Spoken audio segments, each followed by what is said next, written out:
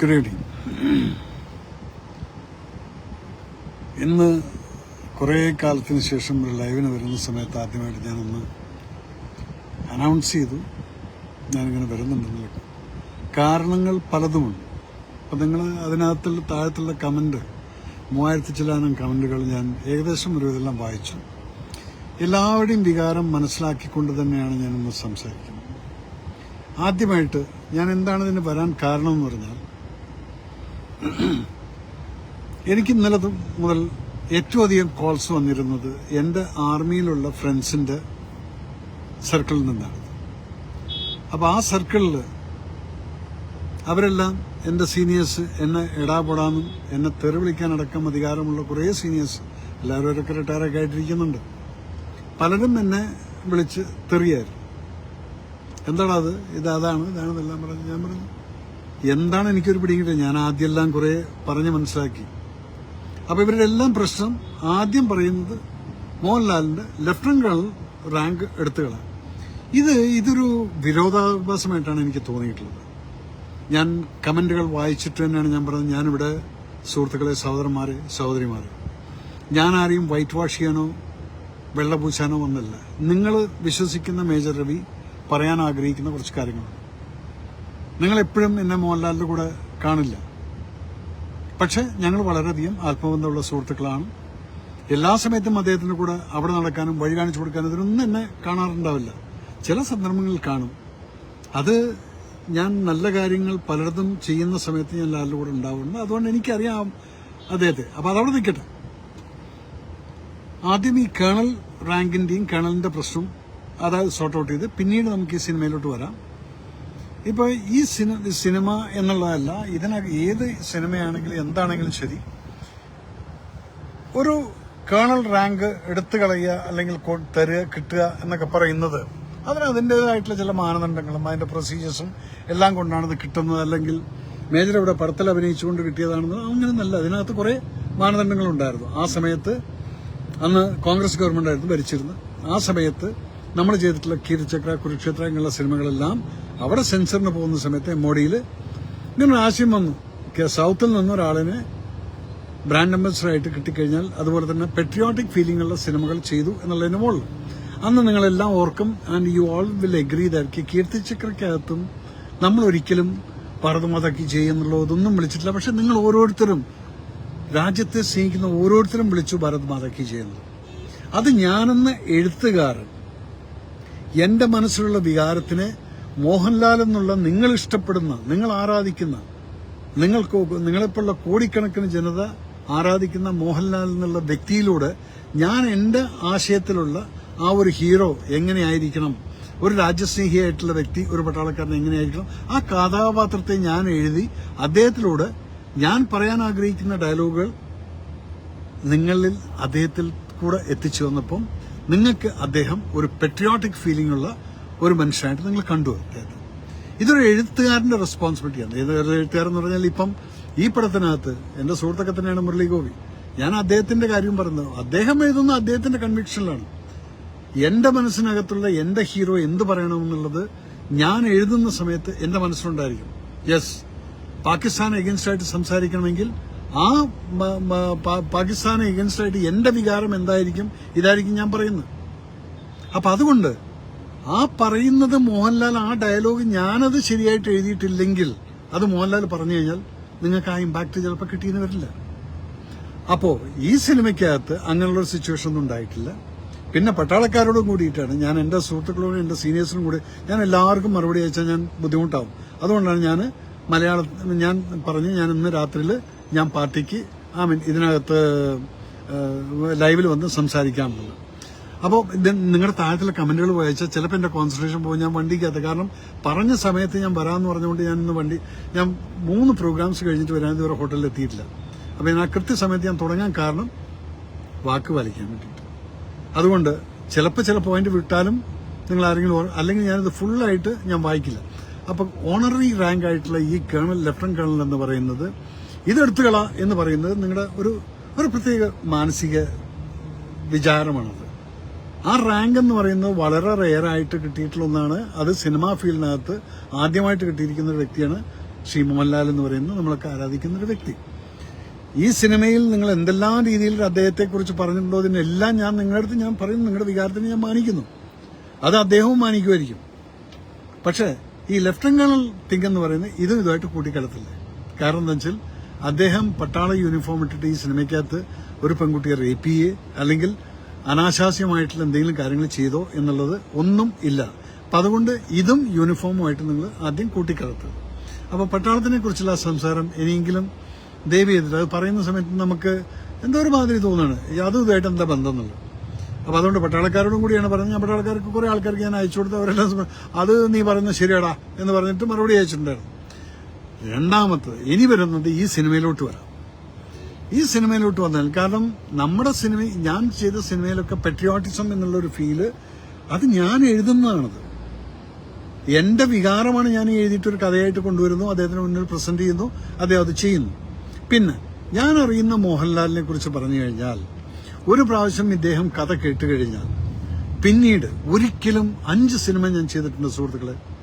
നിങ്ങൾ അറിയാത്ത ചില കാര്യങ്ങളാണ് ഞാൻ പറയുന്നത്. ഞാനിത് വൈറ്റ് വാഷ് ചെയ്യാനോ ഇതിനല്ല, ഞാൻ അറിയുന്നത് ഞാൻ സത്യസന്ധമായിട്ട് ഞാൻ നിങ്ങളോട് പറയാം. അദ്ദേഹം ഒരു പ്രാവശ്യം കഥ കേട്ട് കഴിഞ്ഞിട്ട് ഓവറോൾ ഓക്കെ ഇതാണ് എന്നുള്ള ഫീല് കിട്ടിക്കഴിഞ്ഞാൽ ഒരിക്കലും അദ്ദേഹം പിന്നെ അതിനകത്ത് ഇന്റർഫിയർ ചെയ്യില്ല. മറ്റുള്ള ആർട്ടിസ്റ്റിന്റെ ഷോട്ട് കുറയ്ക്കാനോ അല്ലെങ്കിൽ ഇതിനോ അല്ലെങ്കിൽ ഈ കഥയിൽ അങ്ങനെ തിരുത്തു വരുത്താനോ ഒന്നും പറയില്ല. കീർത്തിചക്ര തൊട്ടിട്ട് ഞാൻ കഴിഞ്ഞ 71 വരയ്ക്കും ഞാൻ 5 സിനിമ ചെയ്തിട്ടുള്ളത്. കീർത്തിചക്ര പോലും അദ്ദേഹം സിനിമ കണ്ടിട്ടില്ല. I swear. സിനിമ റിലീസാവുന്നതിന് മുന്നേ അദ്ദേഹം ഫുൾ സിനിമ ഞാൻ എന്റെ ഏറ്റവും അധികം വിശ്വസിക്കും. ഞാൻ നിങ്ങളോട് ഞാൻ വിഷമിച്ചിട്ടാണ് നിങ്ങളോട് പറഞ്ഞത്. ഒരു കാര്യം നമ്മൾ ഒരാളെ കുറിച്ച് പറയുന്നതിന് മുന്നേ ആ ആളെ കുറിച്ചിട്ടുള്ള ചില കാര്യങ്ങൾ അറിയണം. ഐ സ്വയർ യു, അദ്ദേഹം കീർത്തിചക്ര ഫുൾ സിനിമ റിലീസിന് മുന്നേ കണ്ടിട്ടില്ല. പിന്നെ അന്നൊക്കെ ഈ പ്രിവ്യൂ ഷോസും ഇതൊന്നും ഇല്ലാത്തത് കൊണ്ടും എന്റെ ദാരിദ്ര്യം കൊണ്ടും ഞാൻ പ്രിവ്യൂ ഷോ ഒന്നും ഇവിടെ വെച്ചിട്ടില്ല. കാരണം എന്റെ ആദ്യത്തെ സിനിമയായിരുന്നു. ചൗധരി സാറും പറഞ്ഞു ഓക്കെ നമ്മുടെ ഉണക്ക് എന്നാ വേണ പണിയുക. അവിടെ ഞങ്ങൾ മദ്രാസിൽ മാത്രം ഒരു പ്രിവ്യൂ ഷോ വെച്ചു. അതിൽ മോഹൻലാലോ അല്ലെങ്കിൽ അദ്ദേഹത്തിന്റെ ഭാര്യ സുച്ചിയോ ആരും വന്നിട്ടില്ല. കുറച്ച് സുഹൃത്തുക്കളും സുരേഷ് ബാലാജി, ലിസി, പ്രിയദർശൻ അങ്ങനെയുള്ള കുറച്ച് എന്റെ സുഹൃത്തുക്കൾ മാത്രമാണ് പ്രിവ്യൂ ഷോ കണ്ടിരിക്കുന്നത്. അപ്പൊ അതുകൊണ്ട് മോഹൻലാലിന് ഈ പടം റിലീസിന്റെ മുന്നേ കാണുന്നൊരു സ്വഭാവം ഇല്ല. അദ്ദേഹത്തിന് ഇഷ്ടംപോലെ പണികളുണ്ട്. ഇല്ലാത്ത സമയത്ത് കിട്ടുന്ന സമയത്ത് അദ്ദേഹം കുറച്ച് സമയം ഫാമിലിയായിട്ട് സ്പെൻഡ് ചെയ്യുന്നുണ്ട്. ഈ സിനിമയ്ക്കും അതുതന്നെയാണ് സംഭവിച്ചിരിക്കുന്നത്. നിങ്ങൾ വിചാരിക്കും മോഹൻലാൽ എന്താ പടം കണ്ടിട്ടില്ല എന്നുള്ള കുറെ കമന്റുകൾ ഞാൻ കണ്ടായിരുന്നു. ദയവ് ചെയ്തിട്ട് എന്നെ അത് വിശ്വസിക്കും, ഇദ്ദേഹം പടം കണ്ടിട്ടില്ല. ഇതിന്റെ കുറ്റം നിങ്ങൾ മോഹൻലാൽ ഇതൊക്കെ വായിച്ചിട്ടില്ല. കഥ ചില സിസ്റ്റംസ് നിങ്ങൾ മനസ്സിലാക്കണം. പലയിടത്തും പല സിസ്റ്റമാണ്. അതുകൊണ്ട് മോഹൻലാൽ ഇത് കണ്ടിട്ട് റിലീസ് ചെയ്തു എന്നുള്ളത് പറയരുത്. അത് ഞാനതല്ലേ പറഞ്ഞത്.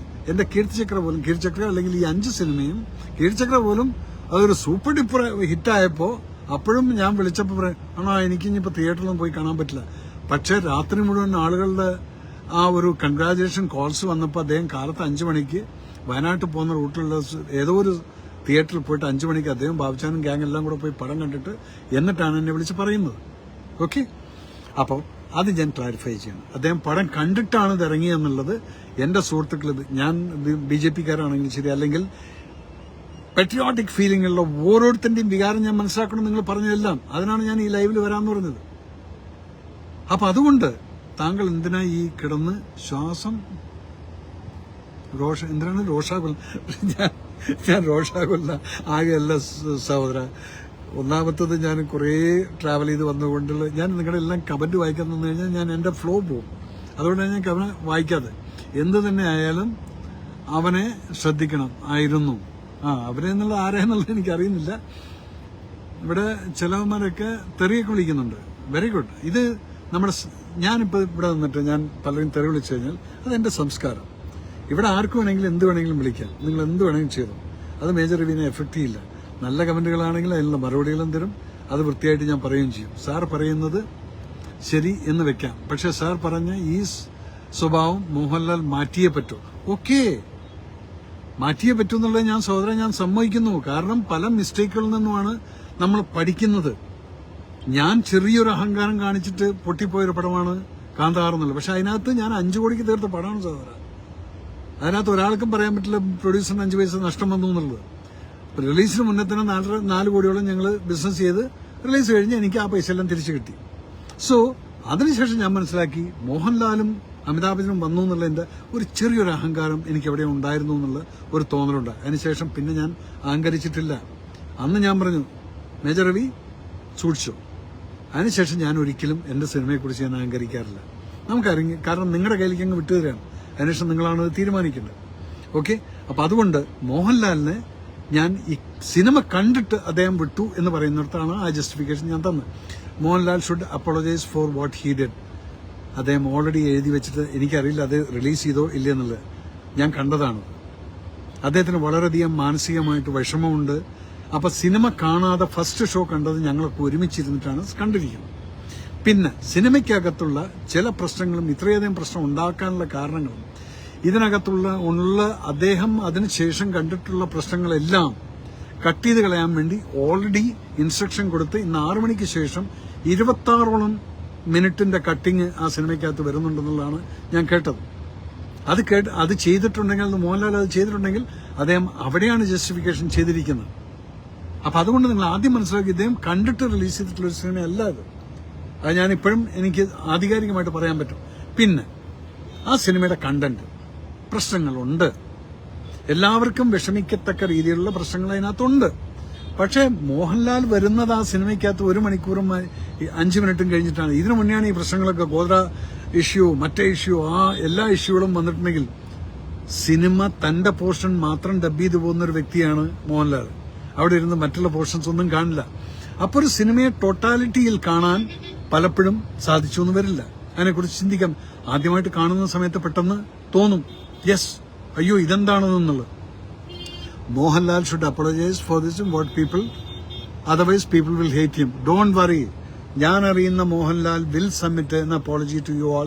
വൈ? ബിക്കോസ് അദ്ദേഹം അറിയാതെ ചെയ്തതാണെങ്കിലും ശരി, അദ്ദേഹം അത് ചെയ്തിരിക്കുമെന്നുള്ള ഉറപ്പ് എനിക്കുണ്ട്.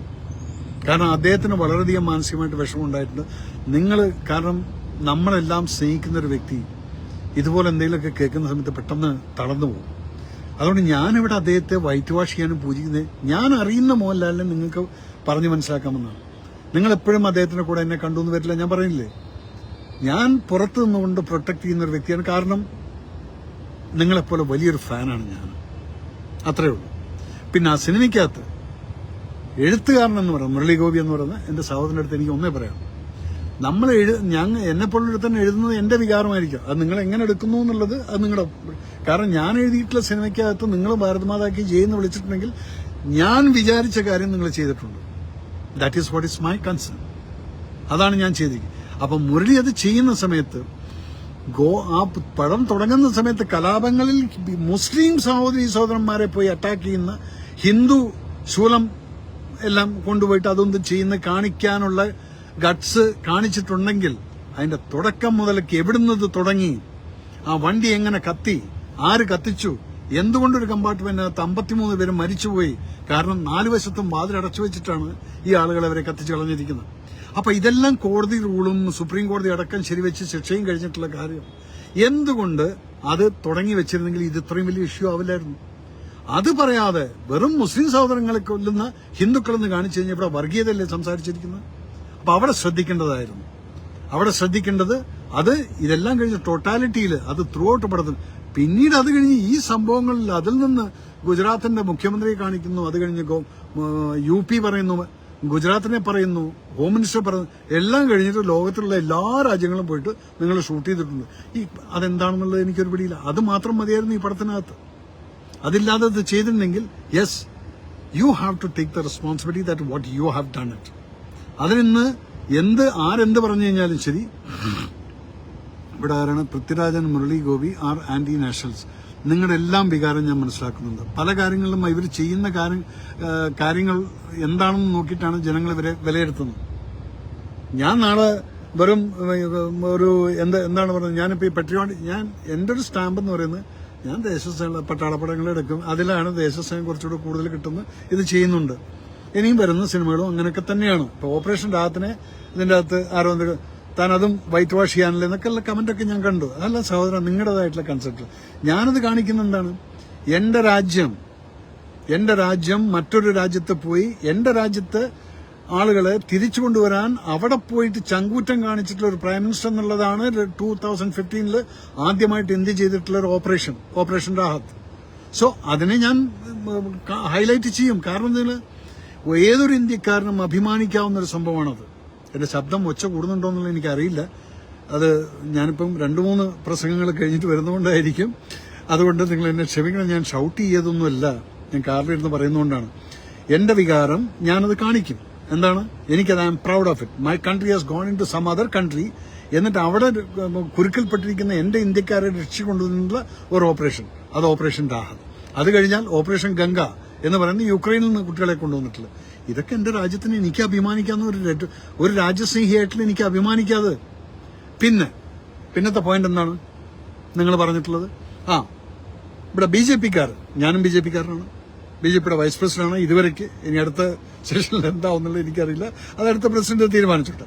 ബട്ട് ഇപ്പോഴത്തേക്ക് കാരണം BJP-ക്കാർ പറഞ്ഞു അതിനകത്ത് സെൻസറിൽ 2 BJP അനുഭാവികളും ഉണ്ടായിരുന്നു എന്നുള്ളത്.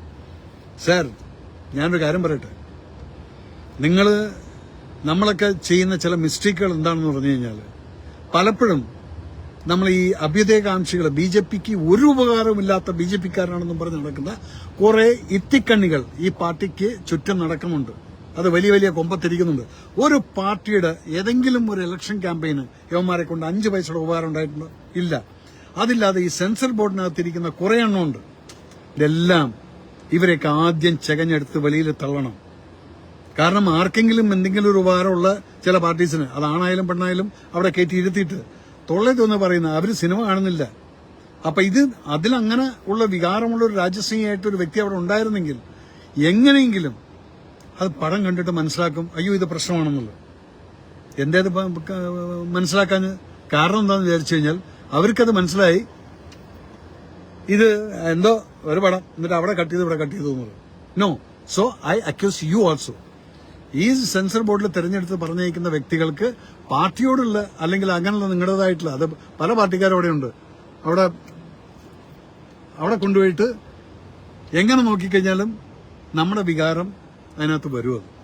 അപ്പൊ പാർട്ടിക്കാര് ഒന്ന് മനസ്സിലാക്കണം, ഈ സെൻസർ ബോർഡിൽ പറഞ്ഞേക്കുന്ന ആളുകൾക്ക് നമ്മുടേതായിട്ടുള്ള വികാരം ഉണ്ടെന്നുള്ളത്. പിന്നെന്തായിരുന്നു അതിനകത്ത് പാർട്ടിക്കാർ പറഞ്ഞു ഇതൊരു സിനിമയല്ലേ എന്ന് പറഞ്ഞ് കാണണം എന്നൊക്കെ പറഞ്ഞു. എനിക്ക് സിനിമയല്ലേ എന്നുള്ളത് കാണിക്കാൻ ചിലപ്പോൾ പറ്റിയെന്ന് വരില്ല. കാരണം എന്താണെന്ന് വിചാരിച്ചു കഴിഞ്ഞാൽ, ഒരു സിനിമയ്ക്കകത്ത് എന്റെ പ്രധാനമന്ത്രി അല്ലെങ്കിൽ വേറെ വല്ലവരെയും കൊണ്ടുപോയിട്ട് വൃത്തികേടായിട്ട് എന്തെങ്കിലും കാണിച്ചു കഴിഞ്ഞാൽ സിനിമയല്ലേ എന്ന് പറഞ്ഞിട്ട് കൈ കഴുകാനൊന്നും പറ്റില്ല സാർ. സോറി. അതും എന്റെ പാർട്ടിയിൽ ആരോ പറഞ്ഞായിട്ട് ഞാൻ കേട്ടു, എന്നെ ആരോ വിളിച്ച് പറഞ്ഞിരുന്നു. സോ ഇതെല്ലാം കാണുന്ന സമയത്ത് ഇതൊക്കെ ഒന്ന് ജസ്റ്റിഫൈ ചെയ്യാനാണ് ഞാനിവിടെ വന്നത്. അതുപോലെ പൃഥ്വിരാജ് എന്നുള്ള ഡയറക്ടറും ഇത് നോക്കേണ്ടതായിരുന്നു. ഇങ്ങനെയുള്ള ഒരു ഇഷ്യൂ വരുന്ന ഒരു ഇതുണ്ടെങ്കിൽ നമ്മുടെ വികാരങ്ങളെ മാറ്റിവെച്ചുകൊണ്ട് ജനങ്ങളുടെ വികാരങ്ങളെ മാനിച്ചുകൊണ്ടായിരിക്കണം ഒരു സിനിമ പുറത്തിറക്കുന്നത്. ഇവിടെ ഒരു കേരള സ്റ്റോറി വന്നപ്പോഴത്തേക്കും ഇവിടെ പലർക്കും കുരുപൊട്ടിയിട്ട് ഒച്ചയും മുടക്കം ഉണ്ടാക്കിയിട്ടുണ്ടായിരുന്നു. അതാവാൻ പറ്റില്ല. അത് ഒരു സത്യസന്ധമായിട്ടൊരു കഥയായിരുന്നെങ്കിൽ, ഇതെന്തിനാ ഇങ്ങനൊരു സത്യസന്ധമായി നടന്നൊരു കാര്യത്തിന് നുണയുടെ ഒരു തുടക്കത്തിൽ തന്നെ നുണയാണ് കാണിച്ചിരിക്കുന്നത്. അപ്പൊ അതുകൊണ്ട് പ്ലീസ്, നിങ്ങൾ വെറും മോഹൻലാലിനെ മാത്രം അക്യൂസ് ചെയ്തിട്ട് അതിൽ പോകുന്നതിന് ഇത് മാത്രം.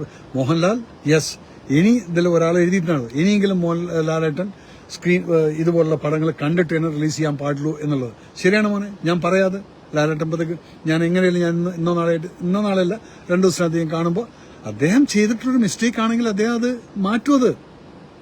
പക്ഷെ അതിന് നിങ്ങൾ വെറുതെ യെസ് ഈ റാങ്കിന്റെ മുകളിൽ കയറിയിട്ട് കളിക്കില്ല. ഇതൊക്കെ ചീപ്പ് ടോക്കാണ്.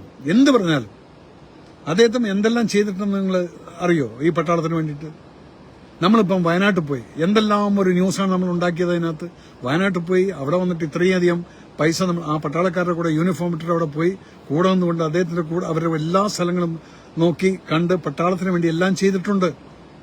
രാജ്യസ്നേഹപരമായിട്ടുള്ള പടങ്ങൾ ചെയ്തിട്ടുണ്ട്. നിങ്ങൾ അതെല്ലാം മറക്കരുത്. പെട്ടെന്ന് ഒരു ദിവസം ഉണ്ടെങ്കിൽ മറക്കരുത്. മറ്റുള്ളവരെ കുറിച്ച് ഞാൻ ഒരു സപ്പോർട്ടോ അല്ലെങ്കിൽ ഞാനൊന്നും പറയാൻ ബാധ്യസ്ഥനല്ല. കാരണം എനിക്ക് അവരെ അത്ര അധികം അറിയില്ല. ഈ കഥ എഴുതിയിട്ടുള്ള വ്യക്തി എന്തുദ്ദേശത്തിലാണ് ഇങ്ങനൊരു കഥ എഴുതിയിട്ടുള്ളതെന്ന് പറഞ്ഞു കഴിഞ്ഞാൽ ഐ ഡോണ്ട് നോ. പക്ഷെ അതിന് നിങ്ങൾ എല്ലാവരും കൂടിയിട്ട് ഒരാളുടെ മേലേക്ക് മാത്രം അങ്ങ് ദീപികയുടെ എന്താണ് കാവി ജെട്ടി കണ്ടപ്പോൾ ദേശസ്നേഹം വ്രണപ്പെട്ട ടീംസ് ആണ്. എന്റെ ദൈവമേ, എന്തൊക്കെയോ പലരും പറയുന്നുണ്ട്. എനിവേ, ഇനിയിപ്പോൾ നിങ്ങളുടെ ഈ കമന്റുകളെ കാണുമ്പോൾ ഇത്രയും പറഞ്ഞ് എന്നെ സഹിച്ച് ഇത്രയും നേരം നിങ്ങൾ ഇരുന്ന് കേട്ടല്ലോ എന്നെ. I am very happy that you people have watch me for this. എനിക്ക് ഈ ജസ്റ്റിഫിക്കേഷൻ, ഞാൻ ആരെയും വൈറ്റ് വാഷ് ചെയ്യാൻ വന്നല്ല. തെറ്റ് ചെയ്തിട്ടുള്ളവന് അത് അവർ കറക്ഷൻ ചെയ്തു. പടത്തിനകത്ത് കുറേ കട്ടുകൾ ചെയ്തിട്ടായിരിക്കും 6 മണിക്കുള്ള ശേഷമുള്ള ഷോകൾ വരാമെന്നുള്ള ഒരു ഗ്യാരണ്ടി എനിക്ക് കിട്ടിയിട്ടുണ്ട്. അത് അങ്ങനെ തന്നെ ആയിരിക്കും. പിന്നെ എന്തെങ്കിലും ഒരു സംഘടനയോ എമ്പുരാന് എന്തൊക്കെയോ പറഞ്ഞു, ഏതെങ്കിലും സംഘടനയോ രാഷ്ട്രീയ പാർട്ടിയോ എമ്പുരാൻ എന്ന സിനിമയുടെ പ്രദർശനം നിർത്തിവെക്കാനോ സിനിമയുടെ ഏതെങ്കിലും ഭാഗങ്ങൾ ഒഴിവാക്കാനോ കണ്ട എന്തൊക്കെയോ. ഈ അവസരത്തിൽ സിനിമയുടെ റിലീസ് തലേന്ന് സംവിധായകന്റെ ഭാര്യ പറഞ്ഞത് സംവിധായകനോടും പറയാനുള്ളൂ, ആളറിഞ്ഞ് കളിക്കണം. ഇത് കണ്ടോ, ഇതൊക്കെ ഓരോരുത്തരുടെ വികാരം. നിങ്ങൾ അവരങ്ങനെ പറഞ്ഞു എന്ന് പറഞ്ഞു കഴിഞ്ഞാൽ അതുപോലെ ശരിയാണ്. അത് പറയുന്നത് കേൾക്കുമ്പോൾ നമുക്കത് സുഖം ഉണ്ടാവില്ല. അത് ആരാണ് പറഞ്ഞത്? ഗോപിജി ഐ അണ്ടർസ്റ്റാൻഡ് യോ, നിങ്ങളുടെ വികാരം ഞാൻ ഏതായാലും മനസ്സിലാക്കുന്നുണ്ട്. കാര്യം ശരിയാണ്. അങ്ങനെ നമ്മൾ അഹങ്കാരം, ഞാനല്ലേ പറഞ്ഞു, അഹങ്കാരം എന്നുള്ളത് ഈ മനുഷ്യനെ എവിടെ കൊണ്ടെത്തിക്കും എന്നുള്ളത് നമുക്ക് ആർക്കും അറിയില്ല. അപ്പം അതുകൊണ്ട് ഈ ഇതുപോലുള്ള സംസാരങ്ങൾ ഇപ്പം നിങ്ങളെപ്പോലുള്ള ആളുകൾക്ക് സംസാരിക്കാനുള്ളൊരു അവസരം തന്നിരിക്കുകയാണ്. അപ്പം എനിവേ, അത് അവർ കറക്റ്റ് ചെയ്യുമെന്ന് വിശ്വസിക്കുന്നു. കാരണം ഇങ്ങനെയുള്ള ലാംഗ്വേജുകൾ നമുക്ക് പെട്ടെന്നൊരു മനുഷ്യനോട് വെറുപ്പ് തോന്നിക്കും. അത് ആ പറഞ്ഞിട്ടുള്ള ഏത് വ്യക്തിയാണെങ്കിലും ശരി, അവർ മനസ്സിലാക്കിയിരിക്കുന്ന അവർക്കും നല്ലതായിരിക്കും. അല്ലെങ്കിൽ ഗോപിജിയെപ്പോലുള്ള ആൾക്കാർ നിങ്ങൾ ഇതുപോലെ പറയുമ്പോൾ അത് അവർ വായിക്കുക എവിടെയെങ്കിലുമൊക്കെ അത് കേൾക്കുമ്പോഴായിരിക്കും അവർ മനസ്സിലായി എന്തിനാ ഞാനിത് പറഞ്ഞത്. കേരള സ്റ്റോറി ആരാണ്? ഷർഫീഖ് കാരേക്കുടി. കേരള സ്റ്റോറി വന്നപ്പോൾ നിങ്ങൾ ഈ വികാരം വ്രണപ്പെടും എന്ന് കരുതി കട്ട് ചെയ്തോ? ആരുടെ വികാരമായിരുന്നു മോനെ? ഉള്ള സത്യമായിരുന്നു അതിനകത്തും വന്നത്. ഇവിടെ സത്യം വന്നിട്ടില്ല ഫുള്ളായിട്ട്. അതാണ് ഞാൻ പറഞ്ഞത്. നിങ്ങൾ കാണിക്കുന്നെങ്കിൽ കാണിക്കുന്നത് വേണമെങ്കിലും, പക്ഷെ പകുതിയായിട്ട് കാണിക്കരുത്. അപ്പോൾ ഒരു സമുദായത്തിനെയും നമ്മൾ വ്രണപ്പെടുത്തുന്ന രീതിയിൽ ഞാൻ എൻ്റെ സിനിമയ്ക്കകത്ത് എന്തെല്ലാം കാണിച്ചു, പക്ഷെ ആരെങ്കിലും ഞാൻ വ്രണപ്പെടുത്തിയിട്ടുണ്ടോ? പെടുത്തില്ല ഞാനത്. കാരണം നിങ്ങളെല്ലാവരും, ഞാൻ ഒരു വർഗീയതയില്ലാത്ത ഒരു യഥാർത്ഥ പച്ചയായ മനുഷ്യൻ, ഒരു പച്ചയായ സോൾജറാണ് ഞാൻ. നിങ്ങൾക്ക് വേണ്ടി ഞാൻ ഏതെങ്കിലും സമയത്ത് നിങ്ങൾക്ക് എന്തെങ്കിലും ഫീൽ ചെയ്തിട്ടുണ്ടോ എൻ്റെ വായിന്ന് അങ്ങനെ ഒരു വാക്ക് വന്നിട്ടുണ്ടെന്നുള്ളത്? വരില്ല അത്. കാരണം ഞാൻ വളർന്ന ചുറ്റുപാട് അങ്ങനെയാണ്. അതുകൊണ്ടാണ് നിങ്ങൾ പറയുന്ന സമയത്ത് ഞാൻ ആരെയും ജസ്റ്റിഫൈ ചെയ്യില്ല. But wants to join you on video. Preeti Nair, I don't know how to do it, Preeti. I'm really sorry because I'm not a technical savvy. എനിക്ക് ഇത് തന്നെ എൻ്റെ അഡ്മിൻസ് ഒക്കെ പറഞ്ഞ് മനസ്സിലാക്കി തരുന്നതാണ്. അതുകൊണ്ട് ഐ എം റിയലി സോറി. ഞാൻ നിങ്ങളോട് പറഞ്ഞ വാക്ക് പാലിച്ച് ഞാൻ വന്നു. ഇനി ആർക്കെങ്കിലും എന്തെങ്കിലും മാപ്പ് ലാൽ എന്നൊക്കെ പറഞ്ഞ അനൂപ് ശിവശങ്കർ, മോനെ, നമ്മളൊരാളെ നമുക്കിങ്ങനെ ഇരുന്നിട്ട് എങ്ങനെ വേണമെങ്കിലും പറയാം. നമുക്ക് റെസ്പെക്റ്റോടുകൂടി സംസാരിക്കാം. ആ റെസ്പെക്റ്റോടുകൂടി സംസാരിക്കുന്ന സമയത്ത് നമ്മുടെ സംസ്കാരമാണ്. അപ്പം അതുകൊണ്ട് മോൻ ഒരിക്കലും നമ്മൾ ഒരാളെ എടാ പോടാ പട്ടി എന്നൊക്കെ വിളിച്ചിട്ടൊന്നും നമ്മൾ വലിയ ആളാവില്ല. നമ്മൾ അത്രയും താന്നു പോവുള്ളൂ. അതുകൊണ്ട് മക്കളെ, 67 വയസ്സായിട്ടുള്ളൊരു വ്യക്തിയാണ് ഈ പറയുന്നത്. ജീവിതം കുറെ കണ്ടതാണ്. ഇതുപോലുള്ള വികാരങ്ങളിൽ കൂടെ ഒക്കെ പോയിട്ടാണ്. തല്ലും പിടിയും കുത്തും എല്ലാം കഴിഞ്ഞ് ഇപ്പം സാത്വികനായിട്ടിരിക്കുന്ന ഒരു മനുഷ്യനാണ്. അതുകൊണ്ട് നമ്മൾ ഈ വെറുതെ തെരുവിളിച്ചുകൊണ്ട് ഒന്നുമില്ല. ഞാൻ ഷൂട്ടിങ്ങിന്റെ സമയത്ത് ആൾക്കാരെയൊക്കെ തെരുവിളിക്കുക, അതൊരു ഒരു സ്പിരിറ്റായിരിക്കും. പക്ഷെ ഇവിടെ അത് പറയുന്ന സമയത്ത് you should be very careful about it. Why? Because നമ്മളെക്കുറിച്ച് അത്രയും താന്നലവർ ആ കമന്റ് പോലും ആരും വായിക്കില്ല. അതുകൊണ്ട് നിങ്ങളോട് എല്ലാവരും ബുദ്ധിമുട്ട് തോന്നി, എന്താണ് ആർക്കാണ് ബുദ്ധിമുട്ട് തോന്നിയത്? തെറ്റിന് സമൂഹത്തിൽ ഒരു മാറ്റം വരുന്നത് വാസ്തവം സിനിമ സമൂഹത്തിൽ വളരെ സ്വാധീനം ചെലുത്തും. ഒരിക്കലും ശരിയെ തെറ്റായും തെറ്റിനെ ശരിയായും സമൂഹത്തിൽ ഒരു മാറ്റം വരുത്തണം. Shyamkumar, I agree everything. കാരണം സിനിമ വളരെയധികം ഇൻഫ്ലുവൻസ് ഉണ്ടാക്കുന്നുണ്ടെന്നുള്ളത് കുറച്ചുകൂടി കത്തിച്ചു കൊടുക്കും. മേജറിന് നാട്ടുകാർ കാണട്ടെ നമ്മുടെ സംഘശക്തി. മോനെ, ഇതിനകത്ത് നമ്മൾ ഒരു സംഘത്തിൽ, ഞാനും സംഖ്യയാണ്, സമ്മതിച്ചു. പക്ഷെ ഇതിനകത്ത് എന്താണെന്ന് പറയുക, ഇപ്പോൾ ഒരു വികാരം വ്രണപ്പെട്ടിരിക്കുകയാണ്. ആ വികാരത്തിനെയാണ് ഞാൻ പറയുന്നത്. നിങ്ങൾ ആരും ആ വികാരത്തിനെ വ്രണപ്പെടുത്തേണ്ട ആവശ്യമില്ല. ആ ഒരു സിനിമയ്ക്കകത്ത് ചെയ്തിരിക്കുന്ന ആ എഴുത്തുകാരന്റെ പോയിന്റ് ഓഫ് വ്യൂലാണ്. അതിനെ ലാലേട്ടൻ അവിടെ എവിടെയെങ്കിലും ഒരു ഡയലോഗ് നമ്മുടെ മന്ത്രിമാരെ കുറിച്ചോ മിനിസ്റ്ററെ കുറിച്ചോ ഒന്നും പറഞ്ഞിട്ടില്ല. അതവിടെ പടത്തിനകത്ത് ഉണ്ടെന്നുള്ളത് മാത്രമേ ഉള്ളൂ. ആ സീൻസ് എല്ലാം എടുത്ത് കട്ട് ചെയ്യാൻ വേണ്ടി ലാലേട്ടൻ ഇൻസ്ട്രക്ഷൻ കൊടുത്തു കഴിഞ്ഞിരിക്കുന്നു. അതുകൊണ്ട് ഇനിയെങ്കിലും നിങ്ങൾ, ഞാൻ പറയുന്ന വെച്ചാൽ, ഞാനല്ലേ പറഞ്ഞു, എൻ്റെ മരിച്ചുപോയ അമ്മയെ പിടിച്ചിട്ടാണ് ഞാൻ പറഞ്ഞത്. ലാലേട്ടൻ എൻ്റെ 5 സിനിമകളും റിലീസിന് മുന്നേ കണ്ടിട്ടില്ല. അദ്ദേഹത്തിന്റെ സ്വഭാവം അങ്ങനെയാണ്. അപ്പം ഇനി ലാലേട്ടൻ കാണും. കാരണം ഇതൊരു പാഠമായിട്ട് മാറിയിട്ടുണ്ട്. ലാലു കുഞ്ഞല്ലല്ലോ, ഇതൊക്കെ മനസ്സിൽ ആകാതിരിക്കാൻ ചില സമയത്ത് മക്കളെ ജീവിതത്തിൽ പല തിരക്കിൻ്റെ ഇടയിലും പല കാര്യങ്ങളും നമ്മൾ വിട്ടുപോകും. അപ്പം അതുകൊണ്ട് പൃഥ്വിരാജ് സുമാരൻ ഗാസ, ഹമാസ്, ലക്ഷദ്വീപ്, റോഹിംഗ്യൻ, NRC എന്നിവരുടെ കണ്ണടച്ച് പിന്തുണച്ചവൻ. സത്യമാണ്. അതുണ്ടെങ്കിൽ അതുകൊണ്ടല്ലേ പറഞ്ഞു, നിങ്ങളുടെ വികാരത്തിനെ ഞാൻ 100% മാനിച്ചിട്ടാണ് ഞാൻ 6 മണിക്ക് ഇവിടെ ലൈവിൽ വരാമെന്ന് പറഞ്ഞ്. അതിനിടയ്ക്ക് എനിക്ക് കുറേ കോൾസ് വന്നു മക്കളെ. രവേട്ടാ, താഴത്തെ ആൾക്കാർ മുഴുവൻ ചൂടിലാണ് കേട്ടോ എന്ന്. 10,000-3000 കമന്റുകൾ വന്നിട്ട് സാറേ അത് ചെയ്യരുത് ഇത് ചെയ്യരുതൊക്കെ പറഞ്ഞപ്പോൾ എൻ്റെ അടുത്ത് പറഞ്ഞു ഇതിന് പോകണോ? ഞാൻ പറഞ്ഞു നോ സോറി, മേജർ രവി 6 മണിയെന്ന് പറഞ്ഞാൽ 6 മണിക്ക് ഇവിടെ വന്നിരിക്കും. ഇതിപ്പോൾ കാർ ഹോട്ടലിന് മുന്നിൽ എത്തിയിരിക്കുന്നത് ഞാൻ ഇവിടെ ഇരുന്നുകൊണ്ട് സംസാരിച്ചുകൊണ്ടിരിക്കുകയാണ്. ഇനി നിങ്ങൾക്ക് ആർക്കെങ്കിലും 65 വയസ്സായോ മോനെ ആയി നിങ്ങൾ അതെന്താണെന്നറിയോ, നമ്മൾ ഓൾവേസ് യു കീപ് പോസിറ്റീവ്നെസ്. ഈ തെറ്റുകളൊക്കെ നിങ്ങൾ മറക്കും. നിങ്ങൾ സിനിമ കാണാതിരിക്കും എന്ത് വേണമെന്ന് വെച്ചത്. പക്ഷെ ഒരാളെ കുറ്റം പറയുന്ന സമയത്ത് അത് എസ്പെഷ്യലി ഞാൻ എന്താ വെച്ചാൽ മോഹൻലാലിനെ പറഞ്ഞപ്പോൾ ഞാൻ എന്താണ് ഈ വന്നിരിക്കുന്നതെന്ന് ചോദിച്ചാൽ യെസ് ഞാൻ വരാൻ കാരണം എന്താ വെച്ചാൽ എനിക്കറിയാവുന്ന ലാലിനെ കുറിച്ച് നിങ്ങളത് പറയുമ്പോൾ എനിക്ക് സങ്കടമുണ്ട്. പിന്നെ കേണൽ വാല തിങ് അത് ഞാൻ ജസ്റ്റിഫൈ ചെയ്തു. അത് അത്ര പെട്ടെന്ന് പിടിച്ചു പറിക്കാനൊന്നും പറ്റുന്ന സാധനമല്ല. എല്ലാവരും സന്തോഷിക്കും വേണ്ട. അപ്പം അതുകൊണ്ട് 67 വയസ്സോ നിങ്ങൾക്ക് വിശ്വസിക്കാൻ പറ്റില്ല, സാരമില്ല. കാരണം always keep your mind young. Okay sir, with all respect sir, നെഞ്ചിൽ കൈവച്ച് പറയാൻ പറ്റുമോ കേരളം ജിഹാദികളുടെ കയ്യിൽ എന്ന് കാരണം കേരള സ്റ്റോറി എന്ന പേരിൽ ഒരു കേരള സ്റ്റോറി എന്ന് പടം ഇറക്കി അങ്ങനെയാണ് സംഘികൾ പ്രചാരണം നടത്തിയത്. ഈവൻ ആ സിനിമയിലാണെങ്കിൽ ട്രൂ എന്ന് പറഞ്ഞു വല്ലാതെ എക്സാജറേറ്റഡ് ആയിരുന്നു. അതുകൊണ്ടാണ് അവസാനം സംവിധായകൻ തന്റെ നിലപാടിൽ അതിൽ നിന്നും അന്ന് പുറകോട്ട് പോയതും ആയിരിക്കാം. ഞാൻ അതിനകത്ത് Chiyaan Sarath, I don't know whether it is your name or not. I agree that. കാരണം അതിനെക്കുറിച്ച് ഇതല്ലേ പറഞ്ഞ എഴുത്തുകാരന്റെ പോയിന്റ് പെർസ്പെക്റ്റീവാണ് ഒരു കഥ എന്ന് പറയുന്നത്. ആ എഴുത്തുകാരൻ ഏത് രീതിയിൽ ജനങ്ങളെ ഇൻഫ്ലുവൻസ് ചെയ്യാൻ ആഗ്രഹിക്കുന്നു അതിന് സാധിക്കും. പക്ഷെ ഞാൻ എൻ്റെ എല്ലാ സിനിമകളിലും ഇൻഫ്ലുവൻസ് ചെയ്തിരിക്കുന്നത് എങ്ങനെയാണ്, അവസാനം നിങ്ങൾക്കൊരു ഫീൽ വരും yes I M A proud Indian എന്ന്. അത് കാന്താറിലാണെങ്കിലും അമിതാഭ് ബച്ചൻ നിന്ന് തന്റെ മരിച്ചുപോയ ഒരു പട്ടാളക്കാരൻ മകന്റെ ശവശരീരം ഏറ്റുവാങ്ങുന്ന സമയത്ത് അടിക്കുന്ന സല്യൂട്ടിൽ കണ്ണു നിറഞ്ഞു നിൽക്കുന്ന മോഹൻലാൽ, ഇതൊക്കെ കാണുമ്പോൾ നിങ്ങളുടെയും കണ്ണു നിറഞ്ഞിട്ടുണ്ട്. അത് ഞാനെന്ന എഴുത്തുകാരന്റെ ഒരു പെർസ്പെക്റ്റീവാണത്. കട്ട് ചെയ്ത ഭാഗങ്ങൾ ഏതൊക്കെ എന്നറിയാൻ സിനിമ ഒന്നുകൂടെ കാണണം. ഇനി അതിനൊന്നും ആവശ്യമില്ല, അത് എപ്പോഴെങ്കിലും വരുമ്പോൾ നിങ്ങൾ കണ്ടോ. പക്ഷെ ഇനി നിങ്ങൾ സിനിമ കാണാൻ പോയാൽ ഇതുപോലുള്ള ആ ഒരു ഫീൽ ചെയ്യുന്ന സംഭവങ്ങളൊന്നും L3 ചെയ്യരുതെന്ന് ലാലേട്ടനോട് പറയണം. അതൊക്കെ ഇവരുടെ കച്ചവടക്കാരും അതും ഇതൊക്കെ ആയിട്ട് എന്തെങ്കിലുമൊക്കെ നടക്കും. അതിനൊക്കെ നമുക്ക് പിന്നീട് ചിന്തിക്കാമാണ്. മനോജ് ഗോകുലം, എന്തായാലും ഓൺലൈൻ സംഘി എന്ന പേര് വീണു. ഇനി കുളിച്ചു കളയാം. ആർക്ക്? എനിക്കാ? സാരമില്ല മോനെ, നിങ്ങളെ കാണുമ്പോൾ എനിക്ക് ചിരിയാണ്. കാരണം ഞാനൊക്കെ ജീവിതത്തിന്റെ അവസാനത്തിലോട്ട് പോയിക്കൊണ്ടിരിക്കുകയാണ്. നിങ്ങളെപ്പോലുള്ള കുട്ടികളെയും നിങ്ങളെപ്പോലുള്ള ചെറുപ്പക്കാരും നിങ്ങളെപ്പോലുള്ള വികാരം ഞാൻ കണ്ടിട്ടുള്ളതാണ്. നിങ്ങളെപ്പോലുള്ള ആളുകളുടെ ദേശസ്നേഹം ഞാൻ കൊണ്ടുവന്നിട്ടുണ്ട്. അപ്പം അതുകൊണ്ട് ഇതിലാരാണ് എനിക്ക് ക്ഷേമൊക്കെ ഉണ്ട് കേട്ടോ, ഞാൻ ഇങ്ങനെ പറഞ്ഞത് ശരിയായില്ല എന്നുള്ളതെല്ലാം അതൊക്കെ കാണും. അതേ പറയൂ. വാച്ചിങ്. ഇനി ആരാണ് ഇപ്പോൾ അഫ്ഗാൻ ജയിൽ കിടക്കുന്നവർ അവിടെ ഉണക്കമുന്തിരി വാങ്ങാൻ പോയതാണോ? ഇതൊക്കെ നിങ്ങൾ തമ്മിൽ അങ്ങ് സംസാരിച്ച് തീർത്തേക്കൂ. അപ്പം ഞാൻ ഏകദേശം എല്ലാം കാന്താർ ഓർമ്മിപ്പിക്കലേ പൊന്നെ. രാജേഷ് വാലിബൻ, പടം നന്നായിരുന്നു കാണുമോനെ. ഒരു പടം ചെയ്യുന്ന സമയത്ത് അതിനകത്തുള്ള ലാംഗ്വേജും കാര്യങ്ങളൊക്കെ നന്നായി അറിഞ്ഞു കഴിഞ്ഞാൽ അതിനകത്ത് മനസ്സിലാവും. ലാലിനോട് രാഹുൽ ATS യെസ് മോനെ, ലാലേട്ടനോട് സംസാരിച്ചത്. Mohanlal is watching. ഇനിയിപ്പോൾ എഴുത്തുകാരന് വേണ്ടി ആര് വരും?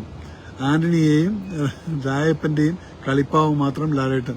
മോനെ, ഈ കമന്റുകളെല്ലാം കാണുന്ന സമയത്ത് ഞാൻ ഇതിനെക്കുറിച്ചൊന്നും ഒരു കമന്റ് ഞാൻ പറയില്ല. Harish, Jayahind, Prakash watching. Lal sir preview കാണണം ആയിരുന്നു. പ്രവീൺ സമ്മതിച്ചു, അത് കാണിരിക്കും. Anilkumar PR, major Ravi sir correct കാര്യങ്ങൾ പറയുന്നു. പക്ഷെ ലാലേട്ടൻ ജനങ്ങളോട് സംസാരിക്കും. നിങ്ങൾ പേടിക്കണ്ട, കാരണം എല്ലാത്തിനും ഒരു സമയമുണ്ട്. അപ്പം അതുകൊണ്ട് thank you so much for watching me. ഇത്രയും നേരം ഞാനിന്ന് കാലത്ത് 8 മണി തൊട്ടിട്ടുള്ള മീറ്റിങ്ങുകളും പ്രസംഗങ്ങളും എൻ്റെ അക്കാഡമിയുടെ ക്ലാസ്സുകളൊക്കെ നടക്കുകയാണ്. ആ സമയത്തും നിങ്ങൾ എന്നെ വന്ന് കണ്ട് ഇത്രയും 2 2000-3000 ആളുകൾ ഇരുന്ന് 2 ലക്ഷത്തോളം ആളുകൾ ഇപ്പോൾ ഇത് കണ്ടുപിടിച്ചു. Anyway, thank you so much. രാജുവിനോടുള്ള ചൊരുക്ക് സംഖ്യയ്ക്ക് ആരവ് അരവിന്ദ്, താങ്ക് യു. എനിക്ക് നമ്മളൊക്കെ സിനിമ ചെയ്തിട്ടുള്ള ആളാണ്, ഇത് ചൊരുക്കും മുറുക്കൊന്നുമില്ല മോനെ. Anyway, somehow I feel all this as pre-scripted marketing gimmick. എന്ത് വേണമെങ്കിലും. രവിജി, ജയ്പൂരിൽ ഇന്നലെ 7 പേര് മാത്രമേ തിയേറ്ററിലുണ്ടായിരുന്നു. That's okay. നിങ്ങളുടെ ഏറ്റവും അടുത്ത ഫ്രണ്ടായ ബെനീഷാണ് ഇത് ആദ്യം പൊക്കി പുറത്തെടുത്തത്. മോനെ, ബിനീഷിന് ചില രാഷ്ട്രീയമുണ്ട്. അത് അവൻ ചെയ്തിട്ടുണ്ടെങ്കിൽ അവൻ ചെയ്ത് അത് അവന്റെ രാഷ്ട്രീയം. അതല്ലേ ഞാൻ പറഞ്ഞു, ഓരോരുത്തരുടെ രാഷ്ട്രീയവും കാര്യങ്ങളൊക്കെയാണ്. അപ്പൊ അതിനകത്ത് ഞാനിന്നിവിടെ വന്നിരിക്കുന്നതും പറഞ്ഞതും എന്തായിരുന്നു? Because I just want to tell you that ഞാൻ അറിയുന്ന മോഹൻലാൽ, ആ മോഹൻലാലിനെയാണ് ഞാൻ നിങ്ങൾക്ക് പറഞ്ഞത്. അതിന് ഞാൻ എൻ്റെ അമ്മയെ പിടിച്ച് സത്യം ചെയ്യേണ്ടതുണ്ട്. കാരണം ലാലേട്ടൻ പടം കാണാറില്ല എന്നുള്ളത് പറയാം. അത് അദ്ദേഹം പറഞ്ഞത് നിങ്ങളൊരു വെറും വാക്കായിട്ട് എടുക്കല്ലേ, ചെയ്യാറില്ല. അത് ഞാൻ 5 സിനിമ ചെയ്തതല്ലേ. അപ്പം അതുകൊണ്ട് അത് കഴിഞ്ഞിട്ട് പിന്നെ അദ്ദേഹം പടം കാണുമായിരിക്കും വല്ലപ്പോഴൊക്കെ. അപ്പം അതുകൊണ്ട് നിങ്ങൾ ഒരിക്കലും അത് കണ്ടിട്ടാണ് ത്രൂ ചെയ്ത് വിട്ടോ, ഇല്ല. അപ്പം അതുകൊണ്ട് ആ സൈഡങ്ങ് വിട്ടേക്കും. അപ്പോൾ ഒരു എഴുത്തുകാരൻ എന്നുള്ള രീതിയിൽ എന്തെഴുതി കൊടുത്തു അതിനകത്ത് ആ ഡയലോഗ്. ഇതിനകത്തൊരു സിമ്പിൾ എക്സാമ്പിൾ ഞാൻ പറഞ്ഞുതരാം. ഞാനൊരു മിഷൻ 90 എന്നുള്ള സിനിമ ചെയ്തു. ഈ സമയത്ത് മമ്മൂക്കാക്ക് പടത്തിന്റെ റിലീസിന്റെ 2 ദിവസം മുന്നേ ഡൽഹിയിൽ നിന്നൊരു കോൾ വന്നു. മമ്മൂക്ക് എന്നോട് പറഞ്ഞാണത്. മമ്മൂക്ക് പറഞ്ഞു, ആ CBIയുടെ അന്വേഷണത്തിലുണ്ടായിരുന്ന ആ ഹെഡ് ഓഫീസർ എന്നെ വിളിച്ചിരുന്നു, ഈ പടം റിലീസ് ചെയ്യാൻ പാടില്ല എന്ന്. കാരണം അയാളെക്കുറിച്ച് മേജർ രവി വൃത്തികേടായിട്ടാണ് കാണിച്ചിരിക്കുന്നതെന്നുള്ളത്. അപ്പം മമ്മൂക്ക് പറഞ്ഞു, എനിക്ക് കിട്ടുന്ന ഡയലോഗ് ഞാനത് ആ ഒരു കഥയിൽ ഡയറക്ടർ എന്താണ് പറയുന്നത്, കഥ എഴുത്തുകാരൻ എന്താണ് പറയുന്നത്, അത് ഞാനൊരു ആർട്ടിസ്റ്റ് എന്നുള്ള രീതിയിൽ പറയുന്നു. അപ്പം അതെന്ത് വേണമെങ്കിലും സാറിന് വേണമെങ്കിൽ ഡയറക്ടറോട് സംസാരിക്കാം എന്ന് പറഞ്ഞ് അദ്ദേഹം കട്ട് ചെയ്ത് അങ്ങ് വിട്ടു. അപ്പം ഇതൊക്കെ സ്വാഭാവികമാണ്. ഒരു ആർട്ടിസ്റ്റ് എന്ന് പറഞ്ഞാൽ അദ്ദേഹത്തിന് പറഞ്ഞിട്ടുള്ളത് അത് ചെയ്യും. പക്ഷേ ഇതിനകത്ത് ഇപ്പം എന്താണെന്ന് വെച്ചാൽ അത് ഈ പറഞ്ഞ പോലെ തന്നെ ഇനി നമ്മൾ ശ്രദ്ധിക്കും പല കാര്യങ്ങളും. We learn lot of things out of it. അതുകൊണ്ട് BJP-കാരനായ ഞാൻ തന്നെ വെളുപ്പിച്ച് റെനി മോനെ വെളുപ്പിച്ചു എന്നുള്ളതല്ല, ഇതൊക്കെ കാര്യം പറയുമ്പോൾ അതുപോലെ കേക്ക്. ഓക്കെ, എനിവേ, ഇനിയിപ്പോൾ ഇതിൽ പോയിട്ട് ഞാനൊന്നും പറയുന്നില്ല. കുളിക്കാമോ സേട്ട, സജി സൂര്യ, നല്ല ലാംഗ്വേജ്, ബെസ്റ്റ്. കുഴപ്പമില്ല. അത്രയ്ക്ക് വല്ലാത്തൊരു അജണ്ട ഇതിനകത്തുണ്ടോ? Anyway, thank you so much. ഇനി ഞാൻ നിർത്തുന്നു, കുറേ സമയമായി. Thank you so much. എൻ്റെ എല്ലാവരോടും നന്ദി. Thank you. Be united. Jai Hind.